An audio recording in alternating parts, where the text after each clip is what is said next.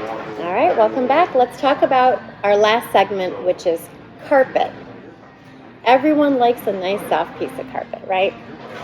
So basically, what will differentiate carpet is the fiber that it's made of. The most popular fiber out there for carpeting is nylon. Nylon is going to be really one of your most durable options. And they are now able to get that fiber very soft as well, which used to be the downfall, is that it wasn't very soft. Very, very durable. It's going to be middle of the range as far as pricing when we compare it to something like a polyester. Polyester is another fiber that carpet is made of, and it is going to be probably your least expensive option for carpet. Then we have another fiber called Smart Strand. And Smart Strand is a little bit more like polyester when it comes to its content or its molecular structure, if you will. But it's very, very stain resistant. It's almost impossible to stain a piece of Smart Strand carpet. Your last fiber is going to be your wool. A lot of people don't think of wool for carpeting. This is a great example of wool carpet. It's very, very soft. The upside to wool is, again, it's very, very soft. It's a green product in that it is a renewable resource, of course. It's sheep. They shave the sheep. They make the carpet out of it. It is now available in many color options, which used to not be true. It used to just be your basic beiges and grays. One thing that most people don't think of when it comes to wool carpeting is that it is a natural humidifier in your home. In the valley here where we live, where you have monsoon rains that come in, all of a sudden it's very, very humid in your home, and then it dries out very, very quickly because, of course, we're still in the desert. What wool can do is it can hold up to about 30% of its weight in moisture. So when you have that monsoon come in, it'll suck up a lot of that water, moisture from the air, and hold it until things dry out, and then it gradually releases that back into the air for you. It's really a natural humidifier. The biggest downside to wool is going to be its price. It's going to be a lot more expensive than any other fiber on the market. And one other thing that people should know about wool is that, of course, wool, the hair of the sheep, is only so long. So as they weave this, it can pill and it can shed, and that can go on for quite some time. So the first couple of times you vacuum your brand new wool, wow, you've just filled up your vacuum cleaner. But that will subside over time. And again, it is the most durable. You have wool rugs that have been around for 150 years that still look great. Okay, so that was our wool. You can put all of these fibers really in a residential setting. Now let's talk about commercial carpet. This would be a carpet tile that you can use commercially. So for commercial projects, you have two options really for carpet. You can do what's called broadloom, which is a wall-to-wall installation, which is what all of these others are.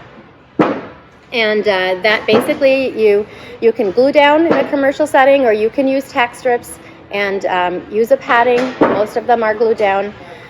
And the other segment would be the carpet tiles.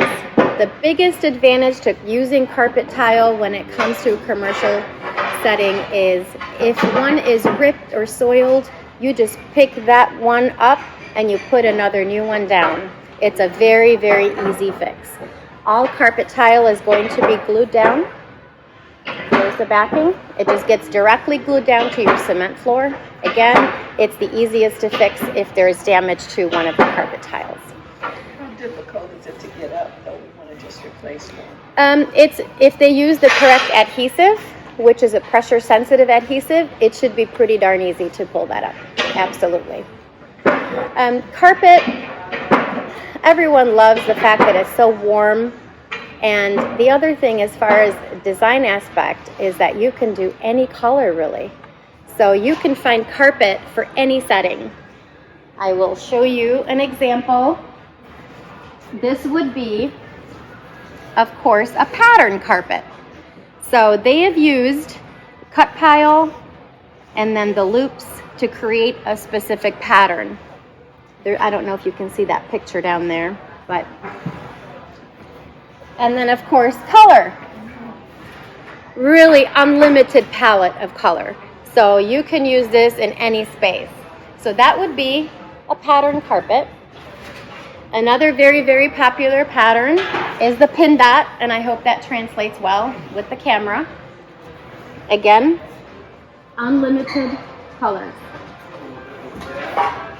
Your most basic and classic option is going to be your cut pile.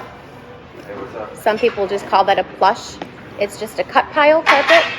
When they make the carpet, they just shear it, and that's what is called a cut pile. Again, It's tufted, and then they cut off the top of the tuft. yes, that's how most of them, yes. Okay. And then, of course, again, unlimited color options.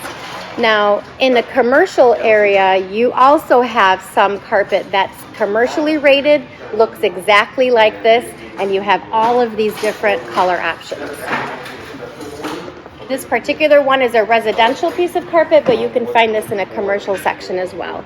And then the last style, which is really popular right now, this would be the full loop. Some people refer to this as a Berber, but technically it's a loop carpet, and that means that nothing has been cut, it's all just loops. Little bit more of an industrial look. It's not as soft as a cut pile, but it's very, very durable. Any questions on the carpet? Oh, the padding. Let's talk about what goes under the carpet. Several different kinds of what they call carpet cushion or carpet pad. You have your basic rebound, and this is installed right underneath. So you install the padding first, then you install the carpet on top. And you can have an option of a padding that has a moisture barrier on top. What's nice about that is that if you do have a spill that goes on your carpet, it's not going to get into your pad. It's contained and you can clean it up. The last one will be a rubber pad, and that's really, really heavy duty. And it's recommended if you have like a Berber or a very, very low loop that you use like a heavy duty, like a rubber pad underneath it. It's really going to help your carpet wear better. What was that last carpet you have down there? Okay, so this here is area rug. Let's not forget that segment. So us here at Prosource, we have a huge selection of carpet, but we can make an area rug out of any of the carpets that you see here in any size that you wish. And then, of course, you have the ready-made area rugs, which come in specific sizes. You know, your 5x7, your 8x10. So that's your last soft surface segment will be your area rug. This particular one being the Karastan. Are you familiar with CSI, and how much do you guys refer to CSI ratings? CSI ratings as far as how it's commercially. The applicable nature of the materials. Do you go by that, or do you go by manufacturer ratings?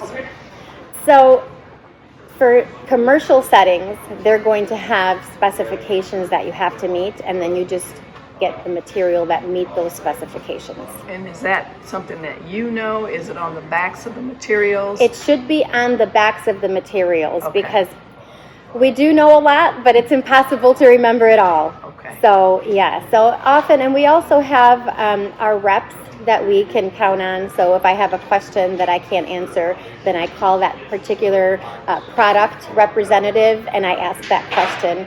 And that often will relate to things like sound ratings.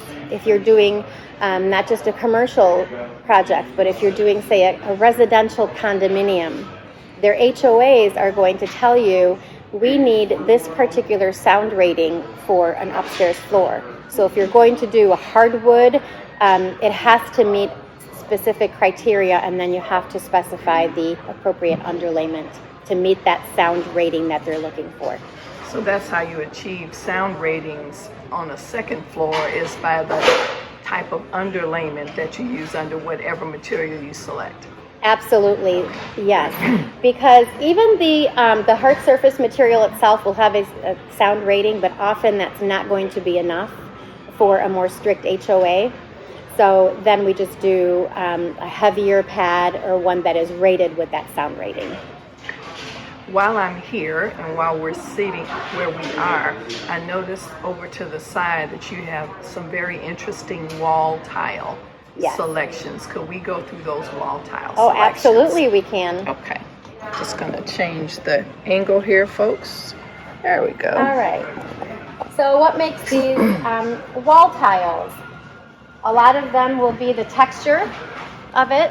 A lot of them will be the fact that it is not a porcelain tile, it's going to be a ceramic tile.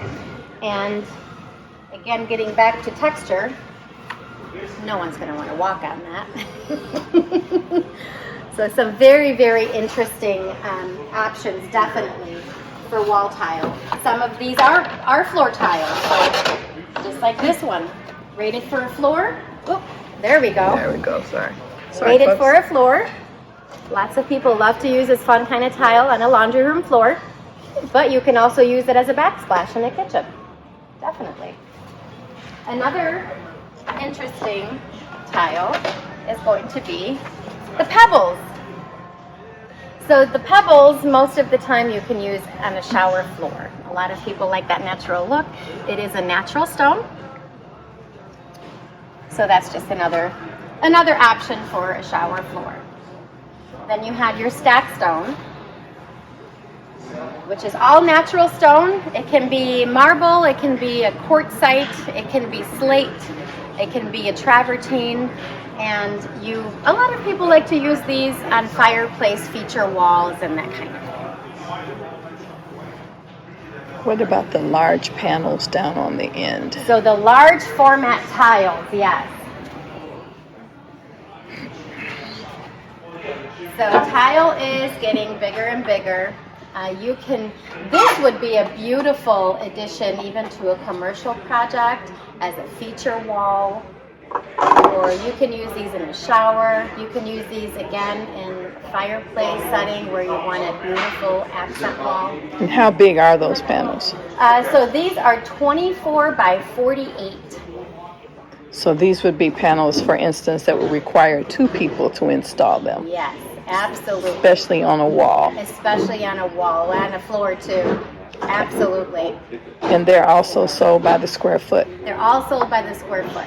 Okay. And one thing you have to remember about these really large format tiles when you're installing on a floor is that your floor has to be very, very level. A lot of flooring isn't perfect. Most flooring won't be perfect, the subfloor. It has to be pretty darn close to it to be able to accommodate a large format tile like this. But you don't have the same problem with the wall. The wall can be a little bit more forgiving, but it still has to be very, very level. Otherwise, you will have that lippage that I was talking about. So there might still be prep that would need to be done if you're going to put something like this large format on a wall. Absolutely, absolutely. With tile, it should be as level as you can get it. You want to just close by giving us a kind of overview about what Prosource offers? Oh, absolutely. Well, we are Prosource Wholesale. We are wholesale to the trade and their clients. So we take care of clients like Ms. Blair and their clients. And we help them with their selections of products. You can come in. I welcome all of you when all this crazy COVID stuff is over to come on in. Give me a call and I can walk you through the showroom and answer any additional questions that you might have. And you carry, the product line has grown, so what types of products are you carrying now? So we carry everything for your flooring that we went through today, but we also carry cabinetry and countertops. Are you doing plumbing still, sinks? Not really, no. No? Okay. No, we kind of got out of the plumbing. Okay. Well, thank you so much, Maggie, for your time today. We all, including my class, appreciate it. Students, again, if you are interested in coming to the showroom, you can do this on their own. There are 2 or 3 in the Valley. We have 3. 3 in the valley, one here, one in Tempe, and one in Tucson. On Tucson. Yes. So you can come in and register at the front and look at materials. They're going to have to request samples for their end project. Is that something that you can arrange for them? We can definitely help out with that. Okay. Well, again, thank you so much, Maggie, for Thank your you. time this morning. I'm going to sign off. Good luck in your class.